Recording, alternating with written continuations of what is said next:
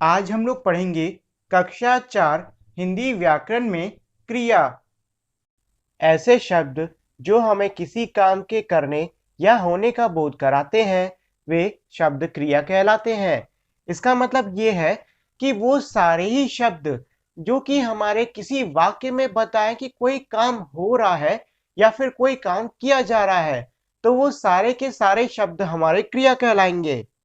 For example यानी कि उदाहरण के लिए रवि खाना खा रहा है। अब देखिए इस वाक्य में क्या कह रहे हैं कि एक लड़का है जो कि है रवि और वो खाना खा रहा है। तो इस वाक्य में ये जो शब्द है खाना, ये हमारा मतलब सॉरी ये जो शब्द है खा रहा है, ये हमारा क्रिया होगा, क्योंकि ये जो शब्द है खा रहा है ये बता रहा है कि रवि जो है वो खाने के साथ में क्या कर रहा है, खाने को खा रहा है। मतलब कि जो काम कर रहा है वो शब्द हमारा खा रहा है बता रहा है। तो इस वाक्य में खा रहा है ये हमारा हो जाएगा क्रिया। इसी तरीके से रवि हंसता है, तो देखिए इस वाक्य में क्या हो रहा है कि रवि क्या कर रहा है, हंस रहा है। तो जो ये जो शब्द है हंसता, ये हमारा इस वाक्य में क्रिया बता रहा है, मतलब काम बता रहा है। तो इस वाक्य में जो हमारा शब्द हंसता ये हो जाएगा क्रिया। अब इसके बाद आते हैं क्रिया के भेद। तो क्रिया के हमारे दो भेद होते हैं, जो कि होते हैं अकर्मक क्रिया और सकर्मक क्रिया।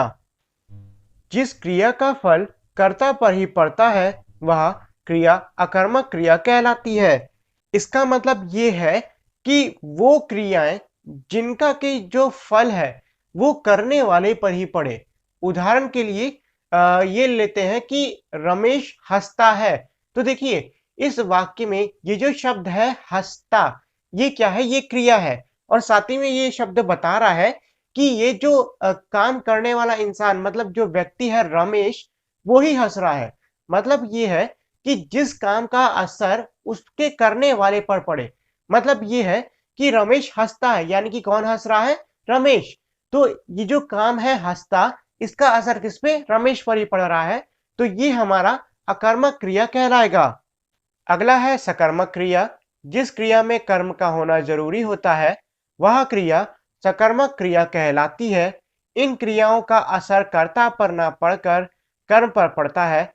अब देखिए इसमें क्या है कि अकर्मक क्रिया में क्या था कि अगर आपका कर्म ना भी हो, मतलब ये है कि अगर कर्म का अभाव हो या फिर कर्म ना हो तो चलेगा, लेकिन सकर्मक क्रिया में कर्म होना ही होना चाहिए, उसके बिना हमारी सकर्मक क्रिया नहीं होगी। और साथ ही में इसमें क्या है कि जो काम का असर है, मतलब ये है कि इस अकर्मक क्रिया में क्या था कि जो काम का असर है वो करने वाले पे पड़ता था। लेकिन अब क्या है कि जो काम का असर है वो काम पर ही पड़ेगा। मान लीजिए कि राम आम खा रहा है, मतलब एक लड़का है राम, वो किसको खा रहा है, आम को। तो ये जो शब्द है खा रहा है ये तो हो गया हमारा क्रिया, लेकिन इसका असर किस पे पड़ रहा है, राम पर नहीं, इसका असर पड़ रहा है आम पर, क्योंकि किसको खाया जा रहा है, आम को खाया जा रहा है। तो जो हमारे वाक्य ऐसे होते हैं जिनमें जो कर्म का फल है वो कर्ता को नहीं बल्कि कर्म पे पड़ता है, तो वो हमारे सकर्मक क्रिया कहलाते हैं। जैसे कि रवि बाइक चलाता है। अब देखिए रवि क्या है, क्या चला रहा है, बाइक चला रहा है।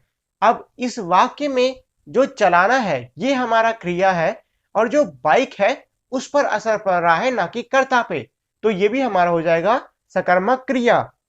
तो आज की क्लास के लिए इतना ही। और अगर आप लोगों ने अब तक मेरी इस वीडियो को लाइक और शेयर नहीं किया है तो इस वीडियो को लाइक और शेयर कर दें। साथ ही में मेरे चैनल को सब्सक्राइब करके बेल आइकन भी दबा दें, जिससे कि आपको मेरे चैनल के सारे अपडेट सबसे पहले मिल सकें। और अगर आपको मेरी किसी भी वीडियो को लेकर कोई भी सवाल होता है तो उसको आप मुझे कमेंट सेक्शन में लिखकर पूछ सकते हो। तो अब हम लोग मिलेंगे हमारी अगली वीडियो में, तब तक के लिए नमस्कार।